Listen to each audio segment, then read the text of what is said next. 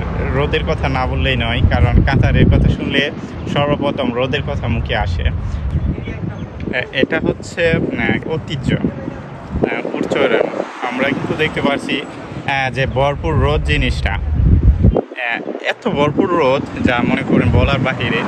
তাদের কাতারের যে ঐতিহ্য জিনিসটা ওরা ধরে রাখছে, উট চড়াচ্ছে। আমরা দেখতে পাচ্ছি যে এখানে কিন্তু খুব সুন্দর একটা মনোরম পরিবেশ। তো এই রোদের মধ্যে উট চড়াচ্ছে, আর প্রকৃতির সৌন্দর্য এখানে সবাইকে মুগ্ধ করে দেবে। কারণ প্রকৃতি মনে হয় যেন নিজে এসে ধরা দিয়েছে। আর আমি ফাইনালি আজকে দেখলাম এগুলা মাটি না, এক ধরনের মেডিসিন বলা যায়। এগুলা দিয়ে কিন্তু এই গাছগুলাকে বাঁচিয়ে রাখছে। প্রচুর পরিমাণ ওদের খরচ বহন করতে হচ্ছে গাছগুলা বাঁচিয়ে রাখার জন্য। আর সৌন্দর্য কি বলবো, এখানে ইউরোপের যে ফিল, এই জায়গাটা আপনি না দেখলে ফিল করতেন না। আর এখানে ঘোরাফেরা করতে গেলে আপনার মন মানসিকতা অন্যরকম একটা মুড নিবে।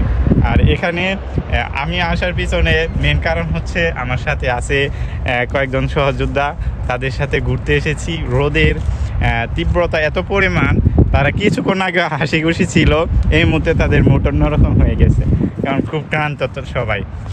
তো এই হচ্ছে কাতারের মনোরম পরিবেশের আপডেট। তো নেক্সট ভিডিওতে ইনশাল্লাহ চেষ্টা করব সবার মধ্যে সৌন্দর্য জিনিসটা তুলে ধরার জন্য।